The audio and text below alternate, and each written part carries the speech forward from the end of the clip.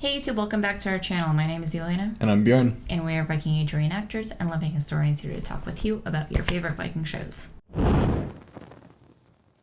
Today, we are continuing the saga that is Vinland, i.e. the anime Vinland Saga, Episode 7. That battle, just to talk about it immediately, since it just happened, that was pretty hilarious. That was pretty cool to see. Finally, them, properly doing that whole boat attack over land kind of thing. That was a pretty cool take. Yeah, it definitely didn't have the wheels, and that's actually hilarious because we were literally talking about this, last week or 2 weeks ago? Yeah, not too long ago at all. Yeah, that is a story that comes from the Russian chronicles about Prince Oleg.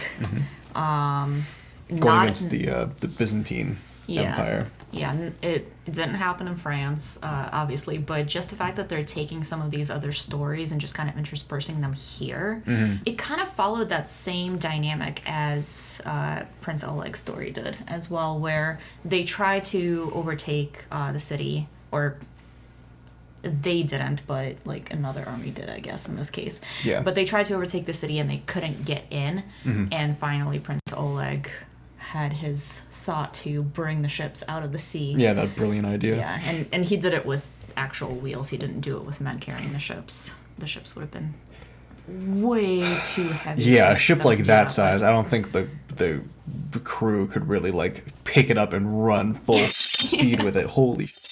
But that was still so cool to see. Yeah, no, it was awesome just to kind of see that idea. And I mean, just in general, I mean, we have stories from kind of all over of how the Vikings, when crossing rivers and lakes and stuff, they would actually drag their ships over ground, rolling them on logs and stuff to take it from one river into another. Exactly. If the distance was short enough and stuff. So it's just kind of cool to see them do that in the midst of a siege. I also like Askeladd's use of Thorfinn basically as a spy, sending him as a messenger and then telling him to watch the camp and kind of see what they're about and everything. Because that was another tactic that was absolutely used by the Vikings. There's one, to continue speaking about France, there's a story about some Vikings going to, I'm terrible with French names, is it Nantes? The Nantes. They're going to a French city. It's spelled that way. But it talks about how the Norsemen would first off, they kind of identified themselves as coming from a specific region in Norway, which is cool. It kind of shows a little bit of region, pride or nationalism, kind of that idea of many separate entities and clans or kind of something like that, kind of lumped all throughout. But I think they specifically came from the Vestfolds. But they would it was this couple of guys who just came in during some kind of market or a festival, and they came in with their hoods up to hide their faces, and they would actually go in and kind of just Assassin's Creed kind of blend into the crowds walking around and just observe and kind of note how many guards they would post, what they were kind of going through the city, how well protected it was, any kind of strategic positions and everything. So they'd actually send dudes in to kind of scout the location before they'd launch these raids and attacks and stuff. So it was kind of cool that he did the same thing with Thorfinn, telling him to watch the crowd and just kind of dig up information on it all too. When Askeladd swore, he swore on Tyr's name specifically. It is interesting that they kind of brought Tyr into it, because I think at the time he was a little bit of a lesser known deity. He was kind of still there in the background kicking it. But there's I feel there's a bit of a debate on how highly regarded or how much attention the Norsemen would have paid to him at the time. I mean, that's all hypothetical, and it's not much to go on because we just don't know fully. Yeah. It's I feel it's almost the flip side of how there's so little known about Ullr as a god, but there's so much evidence to show that he was right up there in terms of popularity, where it's almost kind of opposite of Tyr, because nowadays I feel he's talked about as one of those prime deities, but we just really don't know a whole lot about him. His name has some associations with Tiwaz and some other types of all-father figured gods in similar pantheons, and there is a notion that before the Viking Age or something, way back when, he might have actually been the Allfather himself, but I don't really know how specifically accurate that is. I feel like that's something that's kind of talked about a lot, but I don't think there's a lot of like credible like power to that argument. But it's just another thing. But I mean, he's known as the god of like justice and honor if they kind of had to like represent a thing. And I feel like that he almost has like a little bit of like a Honest Abe vibe about him, where like I cannot speak a lie kind of thing. You know, and like that's why the story with Fenris is such a big deal. So the story of the binding of Fenris, specifically, it kind of goes. Fenris was a wolf. He is one of Loki's children, and as he was growing up, the gods were afraid that he was going to become too large and unruly, and that he would destroy everything. And especially considering Ragnarok and everything coming up, and Odin was afraid of him and everything like that.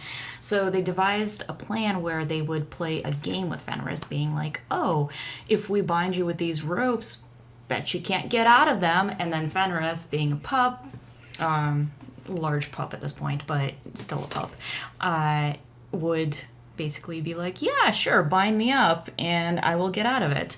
So they tried it with ropes, they tried it with chains, metal chains. They tried it with multiple things, binding him up, and every time he would rip out of them because he's strong and he's a big boy.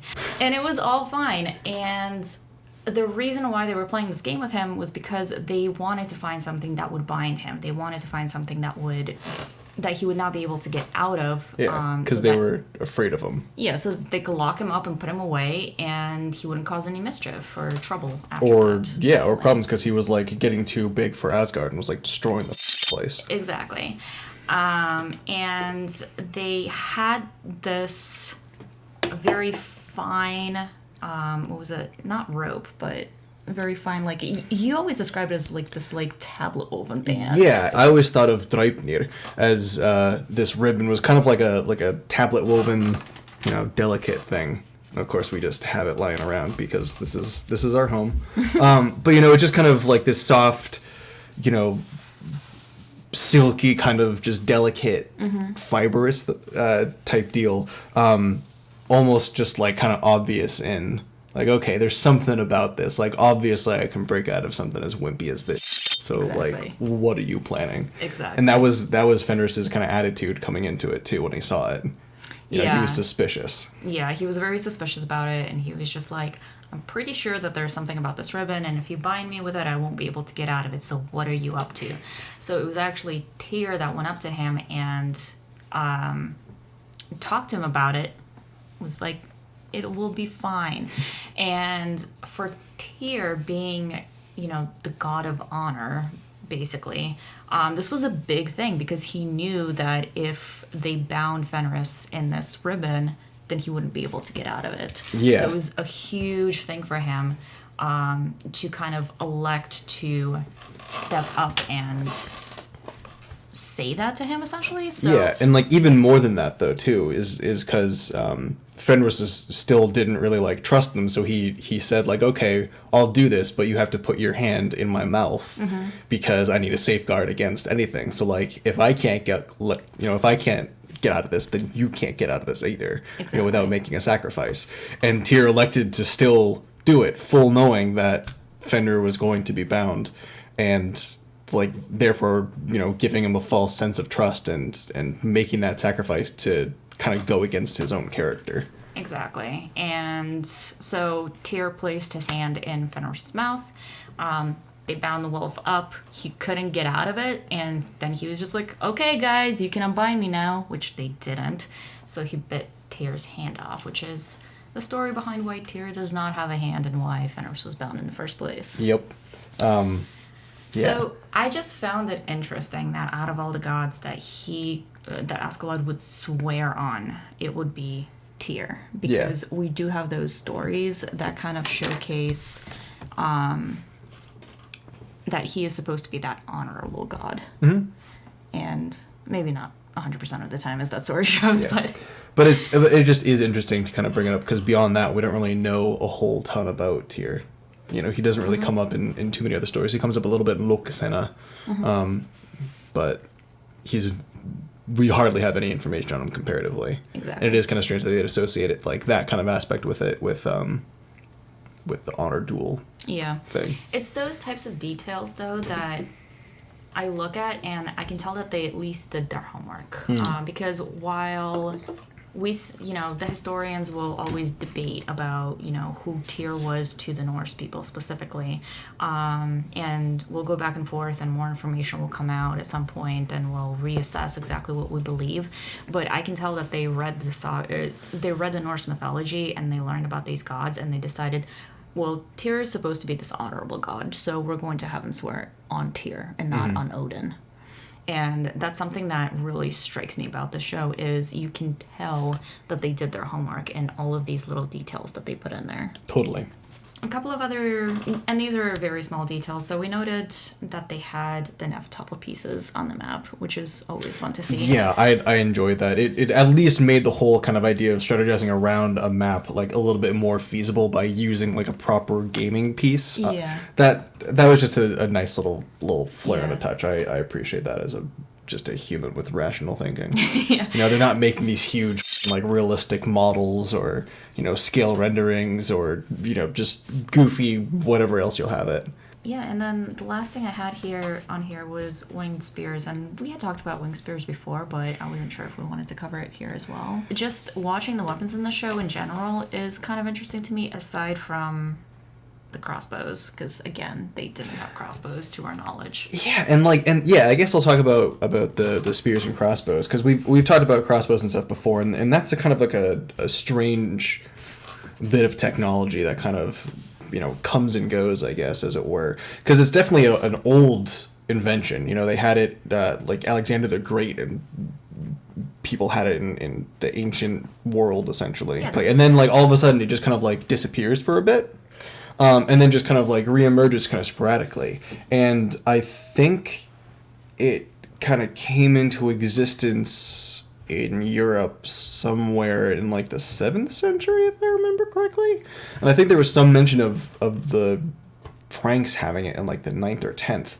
But there's written accounts of the siege of Paris and different attacks by the Norse in France all throughout in the chronicles there. And I don't believe there's any real mention of crossbows at all used in that. And so that's kind of strange. It's like, yeah, they had the technology and stuff, but there's no real like account of it ever being used in the battle, I suppose. So I don't know, it's just a little bit strange. Yeah, and France is one of those places where you can sort of feasibly, possibly, maybe say that, they could have had them in battle. Yeah. So, like, at least there's that, and, we were watching them in France, so I guess I'm not as mad about it here as I usually am. Yeah, but it's always a little bit of like it'll be a touchy subject for everybody, I feel like. Yeah. Exactly. And like a similar point with the wing spears, I guess it's not really like it wasn't a thing, but it is again just cool to see them use it here for the Frankish army, because I've always heard the winged adaptation, where instead of just having like the straight spear point, it has the two like tongs or tangs or whatever. Prongs. Little wings. Yeah, little wings, essentially, that kind of like come off towards the bottom of it. I've always heard that be defined as like a Frankish invention or a Frankish design that then got like adapted and assimilated into like Norse culture because it was great. Right. It was awesome. So it is kind of cool to see some of the Frankish army using them and everything here. Yeah, just in general, they do have a pretty good coverage of weapons, because you have the winged spears, but I did see some of the spears without any wings on them, sort of like a earlier age design. I've seen axes, I've seen swords, which is great. And I'm noticing that a lot of the Norsemen or Icelanders, especially Thorfinn, carry the saxes on the front, which is an easily accessible point. We believe that they actually wore their saxes on the front for easy access to them right in the midst of battle, so you can just like pull it out. Yeah, because it's like right there, especially when you're all braced and everything, or if you're behind your shield and lose a weapon or something. Yeah, and it's also just kind of where they're positioned in burial chambers and everything too. It just like kind of being right there. Just seems convenient. But yeah, when you're boxed in and if you drop something or if you can't really move around, a sax is a great thing just to kind of grab quickly and have at the ready. Yeah, exactly. And I noticed that there's number of other characters that do the same thing as Thorfinn. They have their sexes like right up on the front. Yeah, exactly. Which is kind of cool. It's a cool detail. Definitely. Again, details. Yeah, all those little things that they're paying attention to that make the whole story and the whole vibe around this thing just that much more believable and that much, it has that much more gravity, I guess, to it. Thank you guys so much for watching. We hope you enjoyed it. If you did, hit the like button. If you're new to the channel, make sure to subscribe and hit the bell so you can be notified of our future videos. And we'll see you in the next one.